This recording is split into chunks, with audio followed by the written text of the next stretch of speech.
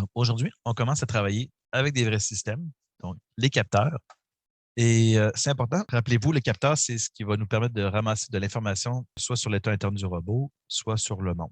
C'est vraiment nos regards, nos yeux, nos mains, nos doigts, nos capteurs tactiles plutôt, je devrais dire nos oreilles, nos yeux, sur le monde. Et si nos capteurs ne donnent pas beaucoup d'informations sur le monde, ben, on ne peut pas s'attendre à faire des miracles. Et aussi, rappelez-vous, les capteurs vont nous donner des mesures Z qui sont bruitées. Les capteurs sont très utiles. Ils vont nous servir à obtenir des informations, par exemple, sur la pose du véhicule, ou aussi au niveau de la perception de l'environnement, donc trouver les différentes catégories d'objets devant le véhicule, donc ce qu'on appelle la sémantique, pour être capable d'éviter des obstacles, par exemple. Donc, c'est quand même deux applications importantes des capteurs. Donc, on en parle quand même sensiblement beaucoup dans le cours. Comme je vous dis, c'est important de les comprendre pour les choisir, mais aussi, il va falloir les modéliser, puisqu'après ça, on doit les inclure dans les équations de nos systèmes. Donc, il va falloir les modéliser. Donc, c'est important de comprendre un petit peu la physique derrière ça. Parce que si on prend la physique d'un capteur, ça nous permet d'un peu de prévoir à l'avance ça va être quoi les situations qui vont être problématiques pour notre système. Donc, le capteur, ça va reposer sur un phénomène de transduction. Donc, vous avez une composante physique qu'on appelle un transducteur qui va convertir une grandeur physique A, par exemple une force, en une deuxième grandeur physique, B, qui peut être par exemple une résistance électrique. Donc, on peut le mettre avec un schéma ici. Donc, j'ai une force, j'ai une jauge de déformation, qui est un type de transducteur. Et donc, ce qui se passe, c'est que la jauge de déformation, là, à mesure qu'elle se déforme avec la force, c'est comme un tracé électrique. En se déformant, ça étire le tracé. Si j'étire un fil, le fil rallonge et réduit de diamètre. Donc, la résistance électrique va augmenter, par exemple, à mesure que j'appuie sur cette jauge de déformation-là. Donc, vous voyez comment je passe d'une grandeur physique à une autre. Question, est-ce que les capteurs qu'on va utiliser dans la simulation vont donner des incertitudes de mesure comme ceux du monde réel? Absolument. Vu que le simulateur doit être le plus proche de la réalité, si le capteur est réel et bruité, ben, le capteur simulé va être bruité. L'avantage de la simulation, c'est qu'on a toujours accès à ce qu'on appelle la vérité terrain, donc la valeur réelle de la mesure. Donc, c'est quand même intéressant parce quand on fait de la recherche, on peut dire, ben, si j'avais accès à un oracle qui me donnerait la réponse parfaite, voici comment mon système réagit, ou plutôt l'écart entre le système parfait et le système que j'ai.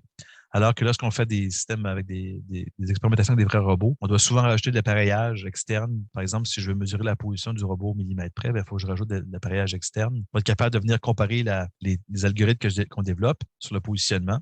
Donc, qu'est-ce qui nous donne comme sortie par rapport à quelque chose qui était mesuré avec, par exemple, des théodolites extérieurs au robot. Et soyez certains, on va rajouter du bruit sur nos capteurs en simulation. Maintenant, pourquoi est-ce qu'on transfère d'une quantité physique à une autre, une grandeur physique à l'autre? C'est qu'on va transférer donc notre grandeur physique A vers une grandeur physique B qui, elle, est facile à mesurer. Par exemple, qu'est-ce qui est facile à mesurer avec des appareils électroniques? Le voltage, des résistances, des courants électriques. Donc, c'est ce qu'on va essayer de transduction, c'est ce qu'elle va essayer de faire. Dans les différents capteurs, on peut les classer, on peut faire une taxonomie, ou une ontologie, on peut les classer en différentes catégories. On a des capteurs qu'on va dire de type actif. Donc, un capteur actif, ce que ça fait, c'est que ça va émettre de l'énergie dans l'environnement pour prendre sa mesure. Ça va être un radar, un laser, un lidar, une caméra avec un flash, ça existe, là, le sonar, tout ça. Donc, c'est des capteurs qui vont émettre une énergie dans l'environnement. Il y a des avantages à utiliser un capteur actif. Les capteurs actifs sont généralement plus robustes puisqu'on n'est pas tributaire de l'environnement. La captation demande toujours de récupérer de l'énergie. Mais ici, vu qu'on injecte de l'énergie dans l'environnement et qu'on récupère après ça cette énergie qu'on a injectée, on est plus indépendant par rapport à l'énergie ambiante existante. Comme par exemple, si j'ai une caméra passive qui n'a pas de flash, puis il fait noir, ben, je vais juste voir du noir. Si j'ai un flash, ben, je vais être capable de voir l'environnement. Aussi, vu qu'on injecte de l'énergie dans l'environnement, ce qu'on appelle le ratio signal-bruit va être meilleur. Donc, là, en général, c'est des capteurs qui sont plus précis, donc moins bruités.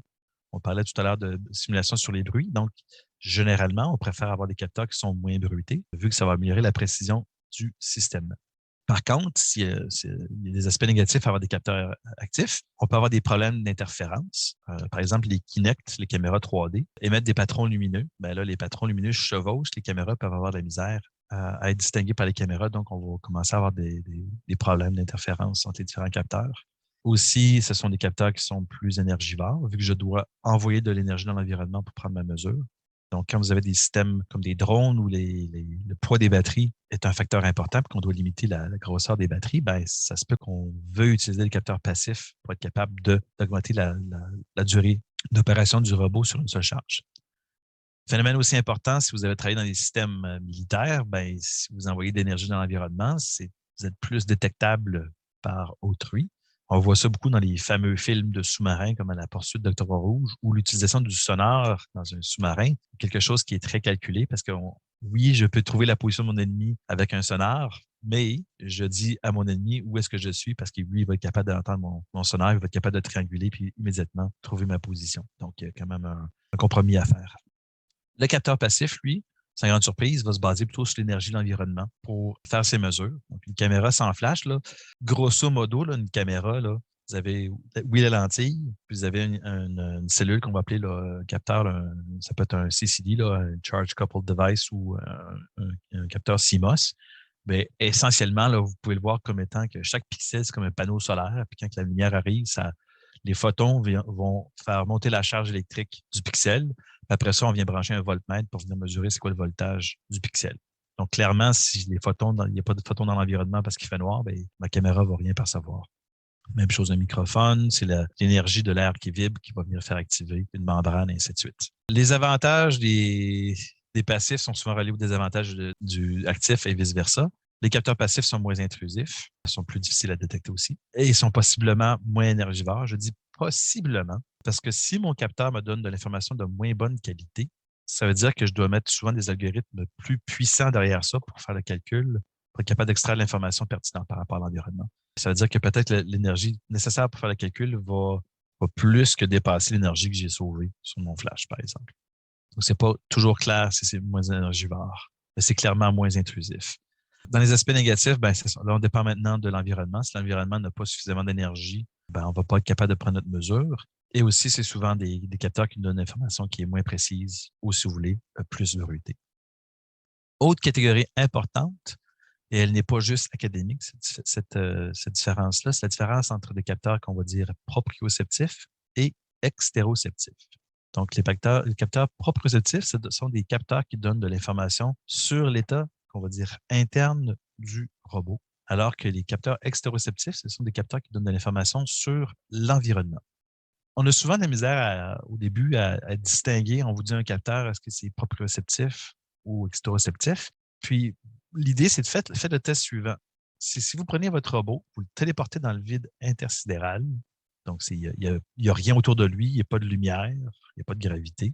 Est-ce que mes capteurs me retournent encore des mesures utiles, des mesures tout court? Okay?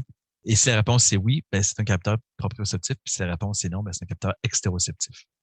La différence, comme je vous le disais, elle n'est pas académique, là, c'est extrêmement important. Chacun de ces types de capteurs-là va jouer un rôle particulier pour nos systèmes mobiles. C'est surtout lorsqu'on va faire de la localisation, qui est une tâche. Si vous vous rappelez, la semaine passée, on avait dit qu'une des tâches principales d'un robot mobile, c'est de répondre à la question « Où suis-je ?»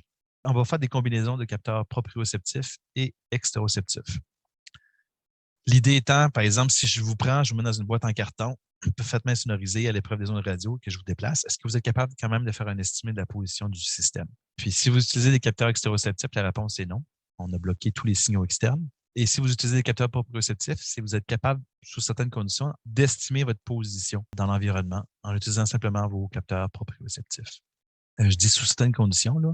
L'idée, c'est que les capteurs proprioceptifs, l'estimé de position qu'on fait avec va finir par diverger au fil du temps. L'équivalent, c'est si vous le faites vous-même, là, c'est vous mettez debout devant un corridor, vous fermez les yeux, là, vous tombez dans un mode qui est entièrement, pas entièrement, qui est principalement proprioceptif. Hein, vous avancez, donc vous êtes capable de mesurer les pas. Donc, les pas, c'est des angles de jambes. Les angles de jambes, ben, si je vous mets dans un vide intersidéral, vous pouvez les mesurer tout le temps. Donc, c'est un capteur proprioceptif. Donc, vous pouvez compter les pas que vous faites pour dire, ben, ma porte de ma chambre, elle est à peu près à 15 pas. Donc, vous marchez 15 pas et vous savez à peu près ce que vous vous situez dans votre maison. Et notez que votre incertitude sur votre position va croître avec le temps. Ça veut dire que oui, c'est possible de dire je pars d'un bout de corridor pour me rendre vers la fin de mon corridor les yeux fermés. Mais pensez pas les yeux fermés, bon, les aveugles le font avec une baguette, là, mais pensez pas les yeux fermés, là, vous partir de votre couloir pour vous rendre jusqu'à l'université, etc., ça ne va pas marcher, vous allez vous perdre. Et soit dit en passant, les oreilles sont très utiles pour se localiser. Là, surtout particulièrement les gens qui sont les non-voyants, là, sont capables de beaucoup utiliser les échos sonores. Vous-même, vous les entendez les murs. Là. Vous faites le test chez vous à la maison. Là, quand vous mettez-vous debout devant un mur, là, peut-être à 1 mètre, là, puis rapprochez-vous, là, puis éventuellement, vous allez commencer à sentir que l'audio change quand vous êtes rendu très proche du mur. Donc, c'est pas vrai que vous êtes complètement à l'aveugle. Vous utilisez quand même les ondes sonores pour être capable de vous localiser par rapport à des murs, par exemple. Donc, c'est important. Le proprioceptif me donne toujours de l'information. Donc, ça veut dire que si vous avez une voiture autonome, puis on frappe un banc de brouillard, bien, le système de localisation, si vous voulez, va basculer 100% sur le système proprioceptif. Puis ça va bien. Vous-même, vous le faites là, quand vous conduisez dans une tempête de neige. Aujourd'hui, une tempête. Là, sur l'autoroute, ça arrive, vous frappez un coup de vent, une rafale de vent qui fait lever la neige. Vous ne mettez pas les freins, vous n'arrêtez pas en disant j'ai plus d'estimé de position. Vous savez que si la rafale dure moins que quelques secondes, que l'autoroute était droite devant vous et que vous ne bougez pas le volant, vous savez que vous devriez rester sur l'autoroute pendant encore 1, 2 ou 3 secondes. Si le brouillard dure 10 minutes, c'est clair que vous allez prendre le champ. Donc, vous voyez, vous-même, vous le faites. Les voitures autonomes le font. Ils vont basculer dans un mode proprioceptif lorsque les capteurs extérieurs ne fonctionnent plus. Et c'est une solution temporaire. Éventuellement, il faut récupérer l'information extéroréceptive pour pouvoir se localiser. Les organes des sens sont-ils tous extéroréceptifs? La réponse, c'est non. L'oreille interne, parce que là, il faut faire attention, parce qu'on pense souvent aux 5 sens, là, mais dépendant de qui vous parlez, là, c'est plus on parle plus de 21 à 22 sens là, chez l'humain. Donc, par exemple, l'oreille interne, qui n'est pas un des 5 sens classiques, l'oreille interne, c'est un capteur proprioceptif. C'est un gyroscope essentiellement qui vous donne des orientations, des taux de rotation de votre tête, que vous êtes capable de les mesurer. Vous avez des cellules nerveuses dans tous les joints qui peuvent mesurer les déformations de vos membres. Le test classique, c'est quoi? Si vous fermez les yeux, vous êtes capable de vous toucher le bout du nez. Pour faire ça, dans le fond, vous faites ça entièrement à l'aveugle si vous utilisez vos sens de proprioception pour être capable de venir faire la planification de trajectoire. D'ailleurs, c'est un des tests qu'on peut faire parfois lorsqu'on n'a pas d'alcomètre. Si vous avez des gens qui prennent un verre de trop, puis ils sont arrêtés par la police, mais l'idée, c'est de toucher le bout de son nez. Pourquoi? Parce que l'alcool vient affecter la sensibilité des différents nerfs reliés au sens proprioceptif. Les capteurs aussi ont des caractéristiques de sensibilité. La sensibilité, c'est comment varie la sortie en fonction de la variation de la variable, la quantité physique qu'on désire mesurer. Donc, c'est delta Y sur delta X. Donc, essentiellement, c'est la pente, c'est la dérivée. Un capteur qui a une dérivée élevée est un capteur qu'on va dire plus sensible. Vous avez ici grandeur physique sortie du capteur, par exemple des voltages. Vous avez ici un capteur moins sensible et l'autre plus sensible. En général, toutes choses étant égales, on préfère des capteurs plus sensibles.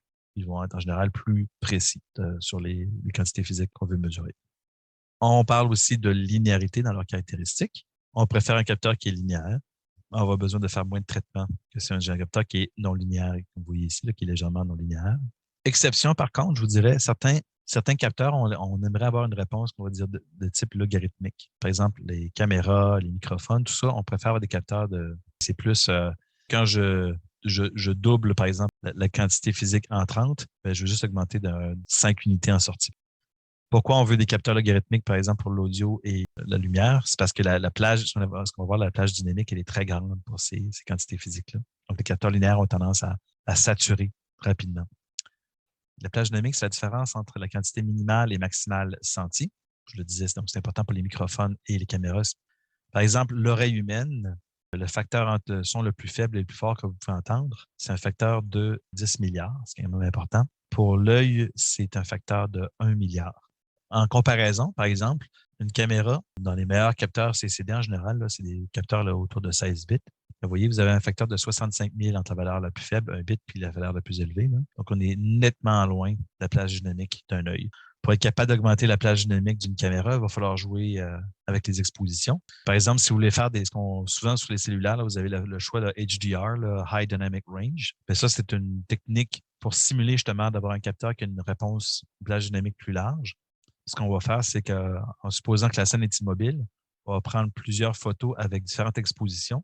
On appelle ça des stops là, dans le langage de la photographie. Là. Donc, vous voyez ici, donc, on a une image sous-exposée qui nous permet de récupérer de l'information sur les zones qui sont très, très éclairées. Et après ça, on a une image qui est surexposée et qui nous donne de l'information sur les images qui sont relativement sombres dans la scène. Et à l'aide d'algorithmes, par exemple, du tone mapping, on est capable d'obtenir une image ici qui perceptuellement est intéressante. Notez qu'ici, il y avait l'hypothèse que la scène était immobile. Donc, si mon robot se déplace, faire du HDR simulé, c'est relativement difficile parce que les objets se déplacent dans la scène. Temps de réponse, c'est le temps que ça prend pour que mon capteur réagisse. Donc, en tout moment, est-ce que j'ai un changement d'entrée? Quand est-ce que je vais voir le changement de sortie? C'est important pour les systèmes, pour les véhicules routiers. Si le temps de réponse est de 200 millisecondes, bien, ça peut être pas suffisamment pour faire un système d'arrêt d'urgence. La résolution, donc, c'est quoi le plus petit incrément observable? Souvent, tous ces capteurs-là sont basés sur ultimement, on transfère donc une grandeur physique quelconque à une grandeur physique mesurable avec un voltmètre, par exemple. C'est la précision de la transduction et aussi la résolution du convertisseur analogue numérique qui va déterminer la résolution. Ensuite, on a la répétabilité, donc la différence entre deux mesures consécutives. Vous avez ici deux capteurs qui ont une bonne répétabilité. Donc, vous voyez que la distribution des mesures, elle est relativement étroite. Mais notez que dans un cas ici, vous avez un grand écart entre la valeur réelle que je veux mesurer puis la moyenne des mesures. Alors qu'ici, j'ai une bonne précision, si vous voulez. Alors qu'ici, j'ai une mauvaise répétabilité. Donc, vous voyez, j'ai beaucoup de bruit sur mon capteur. L'erreur systématique, c'est l'écart entre la valeur réelle et, si vous voulez, la moyenne de mes mesures. La bonne nouvelle, c'est que les erreurs systématiques, elles sont fixes dans le temps. On peut les corriger via un processus de calibration. Donc, c'est-à-dire de prendre notre capteur, de le placer sur un banc d'essai, puis de prendre des mesures pour différentes conditions, puis de venir trouver c'est quoi les valeurs de sortie par rapport aux valeurs d'entrée. On peut ainsi calibrer notre capteur.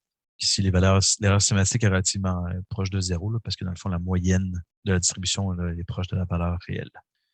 La bande passante, donc, c'est la quantité d'informations qui va sortir dans notre capteur par seconde. Ça peut être de quelques bits, par exemple, si j'ai des interrupteurs sur un robot là, qui sont reliés à un pare-choc.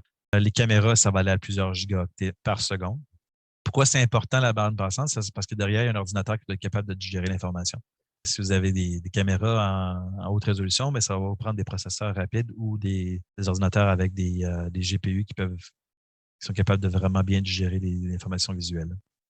Pour donner encore là un ordre de grandeur chez l'humain, l'œil, c'est environ 10 mégabits, 1 mégabit, 100 kilobits pour les oreilles. Le nez aussi, on estime que ça peut être autour de 100 kilobits par seconde. La langue, 1 kilobit par seconde. Mais derrière ces capteurs à haute bande passante, la capacité cognitive de traitement du cerveau, c'est 50 bits par seconde. Entre la captation et la capacité consciente, ça veut dire qu'il y a beaucoup des ressources du cerveau, qui est des ressources, là, je dirais, inconscientes, là, le cortex visuel, qui servent juste à élaguer l'information rentrante. Parce qu'aucun cerveau, de façon consciente, ne peut digérer cette information-là. Donc, ça veut dire que quand vous regardez une scène, bien que votre œil voit 300 mégapixels, votre attention n'est portée que sur quelques éléments de la scène. Quelque part aussi, on va faire ça en robotique. Lorsqu'on va faire du traitement d'information, oui, on va gérer l'information arrivée, mais on va élaguer beaucoup. Puis on va finir, par exemple, se concentrer sur certains points de repère. On va faire des abstractions mathématiques, ce qui fait que le bitrate va vraiment beaucoup diminuer. L'information qui nous provient de nos capteurs, elle est incomplète. On va souvent perdre des dimensions. Par exemple, le monde est tridimensionnel. Quand je prends une photo, je viens aplanir ma scène dans le plan image et là, j'obtiens dans le fond une image 2D, un environnement 3D. Donc, c'est une information qui est incomplète. Vous avez ici justement ce phénomène-là de la perte de la 3D. Donc, j'ai une caméra ici qui pointe vers 3 personnes, rouge, bleu et vert. Donc, quand je prends la photo, c'est le genre de photo que je vais obtenir. Aussi, c'est une information de bas niveau. J'ai de l'intensité lumineuse par pixel. Mais si vous faites un robot, par exemple, qui est pour naviguer à l'université, vous n'allez pas lui dire, ben, je veux que tu ailles dans telle pièce avec tel pattern de pixels. Vous allez lui dire, ben, va au local PLT 3775, par exemple. Donc, c'est une information abstraite de haut niveau qu'on va lui donner comme commande. Mais notre caméra ne nous dit pas, voici le local PLT 3775. Ça va plutôt nous donner des photos de pixels, puis c'est comme, débrouille-toi avec ça. Donc, c'est une information de très, très bon niveau. Quand on parle d'information incomplète aussi de bon niveau, vous avez un chat ici, vous avez un aspirateur, on a le pare-choc ici. Ben, le pare-choc, c'est un capteur binaire. Y a-t-il un obstacle ou pas sur le pare-choc? Lorsque le Roomba rentre en collision avec le chat, tout ce qu'il peut vous dire, c'est qu'il y a un obstacle, mais il ne va pas vous dire c'est quoi le type d'obstacle. Il va encore moins vous dire c'est quoi le nom du chat qui est situé devant l'obstacle. Donc, vous voyez, devant lui. Donc, vous voyez comment beaucoup d'informations est évacuées par notre capteur. Nos capteurs aussi, vous devriez commencer à le comprendre, vont être bruités. On va gérer l'incertitude dans ce cours-ci. Ça veut dire que pour une valeur fixe réelle, une grandeur physique réelle mesurée, notre capteur, lui, va nous donner des mesures qui vont fluctuer au fil du temps. Puis on va souvent faire l'hypothèse que c'est une fluctuation IID qui est identiquement et indépendamment distribuée, ou indépendante mais identiquement distribuée, IID. Mais notre signal va constamment varier dans le temps. Ça ne veut pas dire que ma grandeur physique varie. Ça veut juste dire que c'est ça, j'ai du bruit. Puis notez que si ma valeur réelle fluctue, je ne peux pas déterminer est-ce que la fluctuation est due, est-ce que le signal Z en bleu, est-ce que la fluctuation est due au bruit ou est due à un changement de la valeur physique mesurée? Vous ne pouvez pas départager précisément l'un de l'autre. En moyenne, on va être capable de le faire, on va le voir, là, de dire, ben là, je pense qu'à ce moment-ci, il y a 30 de l'information qui est du bruit, puis 70 qui est une modification de mon système. Là. Mais ça, c'est en moyenne. À un instant précis, vous ne pouvez pas dire précisément, ça, j'ai 40 de bruit, donc je vais retirer 40 de mon bruit là, du signal, puis ça va être correct. On ne peut pas le faire. C'est indistinguable. On va souvent modéliser le bruit par des distributions gaussiennes, des distributions normales. J'utilise les deux termes. Là. J'utilise plus distribution gaussienne dans le cours que normale, là, verbalement. Là. Mais sachez que les deux sont la même chose. Donc, on peut les simuler dans MATLAB, par exemple, rand n. Le n est très important parce que rand, tout court, c'est une distribution qui est uniforme. Dans Python, ça va être NumPy random normal. L'idée, on parlait tout à l'heure avec la question, est-ce que les capteurs vont être bruités? La réponse est oui. Comment est-ce qu'on simule un capteur bruité? D'abord, on prend la valeur réelle mesurée. Ça peut être la distance entre le robot et un mur, par exemple. Après ça, on va appeler une fonction comme celle-ci. On va piger un nombre au hasard, puis on va l'additionner à la valeur réelle. On va dire, voici la mesure à l'instant T. Puis à l'instant T plus 1, qu'est-ce qu'on fait? Si le robot est immobile, ça veut dire que Z vrai n'a pas changé. Tout ce qu'on fait, c'est qu'on repige un autre nombre aléatoire, on l'additionne à la valeur réelle, on retourne la nouvelle mesure. Donc, à chaque fois qu'on prend une mesure, on va piger une valeur aléatoire. On l'additionne ensuite à la valeur réelle. Puis, si vous vous imaginez que c'est ce qui se passe dans la réalité, ça devrait bien aller. Donc, de s'imaginer qu'il y a comme un diable qui brasse les dés, puis à chaque fois que vous prenez une mesure, pour qu'il vient rajouter un bruit aléatoire dessus. La qualité de nos capteurs va être généralement en fonction du prix. Donc, plus le capteur, on le paie cher, plus il va être précis, moins bruité, moins d'erreurs systématiques, etc. Par exemple, pour les gyroscopes, quand on commande on appelle ça des centrales inertielles, là, quand on vient combiner des gyroscopes avec des accéléromètres et tout, là, on peut commander en version calibrée, en version non calibrée, puis la version calibrée va nous coûter peut-être 2 fois ou 3 fois plus cher que la version non calibrée.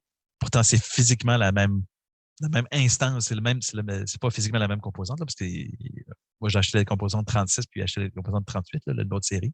Mais l'idée, c'est que c'est physiquement, dans le fond, le même appareil. C'est juste qu'ils ont passé dans un processus de calibration qui a pris du temps à faire. Puis après ça, ben, ils nous vendent, dans le fond, ils nous le vendent calibré, mais c'est ça, il a fallu payer le prix. Et vraiment, rappelez-vous, là, le bruit va être une fonction du signe de dollar. Plus vous payez cher, meilleur ce sera. On dit, comme question, j'imagine que l'écart type peut changer en fonction de la valeur réelle. Ça veut dire donc que le bruit dépend de l'environnement, par exemple la distance entre moi et l'obstacle. La réponse, c'est oui. Parfois, par contre, on est relativement indépendant de cette. On va faire l'hypothèse qui est relativement bonne, là, que le bruit est constant, peu importe les conditions d'opération, mais effectivement, le bruit peut varier. Par exemple, l'estimation de position, si vous prenez des caméras standards sans flash, ben, si c'est très sombre, le bruit va être plus grand dans les images, donc le bruit va augmenter. Vous avez peut-être deux choix. Un choix, c'est de dire, si vous prenez le pire cas, puis vous faites l'hypothèse que le capteur est toujours corrompu par ce pire cas-là. La conséquence, c'est que là, dans le fond, dans les conditions idéales, ben là, vous allez surestimer les incertitudes dans votre système. L'autre approche, c'est de dire, ben, j'ai un module, un algorithme qui est capable d'estimer au fil du temps c'est quoi l'écart type sur mon capteur. Le problème avec ça, c'est que si vous faites c'est relativement difficile, je vous dirais, comme problème. Puis deuxièmement, c'est que si vous faites une erreur là-dedans, ça se peut qu'après ça, dans le fond, vous allez devenir surconfiant parce que vous allez sous-estimer le bruit sur vos capteurs. La surconfiance peut être fatale. La sous-confiance, en général, c'est pas fatal. C'est plus, vous allez obtenir des performances en bas de votre cahier de charge. Mais d'être surconfiant, ça peut amener à une situation où le robot va frapper un mur, par exemple.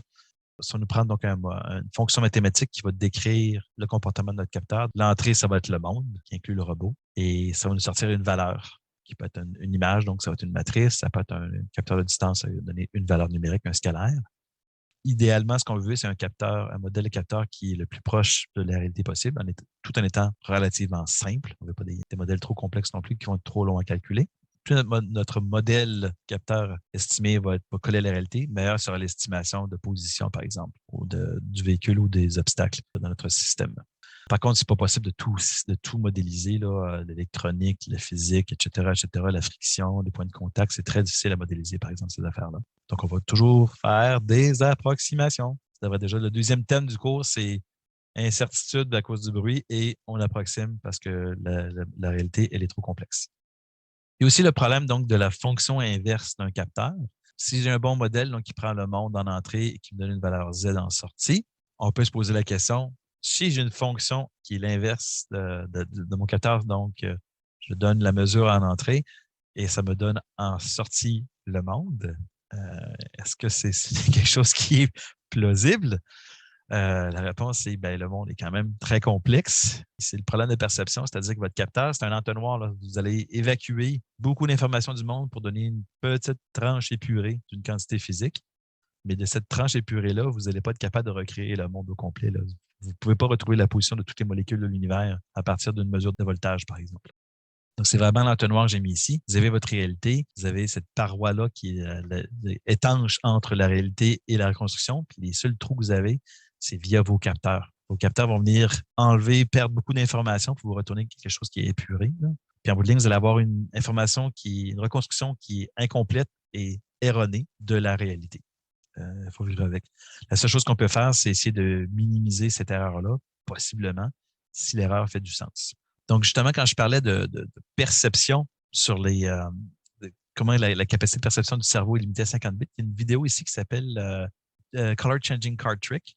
Puis l'idée, c'est que vous allez voir un truc de magie avec des cartes. Alors, je vous dirais, portez attention à la vidéo et essayez de trouver c'est quoi l'astuce qu'ils utilisent.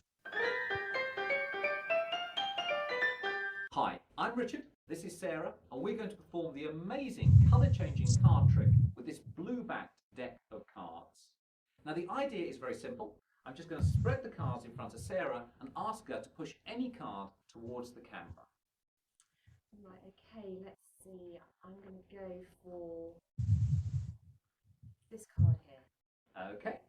Now Sarah could have selected any card at all from the deck, but she selected the card which is now face down on the table. And what I'm going to ask her to do is show us which card she selected. Right, so the card that I chose was in fact the 3 of diamonds. The 3 of diamonds, okay, an excellent choice. That card goes back into the deck. Now I'm just going to spread the cards face up on the table. Do a little click of the fingers, and you'll see that Sarah's card here has now got a blue back. Not particularly surprising. What's slightly more surprising is all of the other cards have got red backs. And that is the amazing color-changing card trick. Alors, qu'est-ce qui a changé dans la vidéo? Qu'est-ce qui s'est passé? Il a changé de chandail, le background aussi a changé. Donc, certaines personnes, vous avez effectivement remarqué qu'il y a eu des changements quand même importants dans la scène. Normalement, je vous dirais, probablement la moitié des gens ici n'ont pas remarqué ces grands changements-là.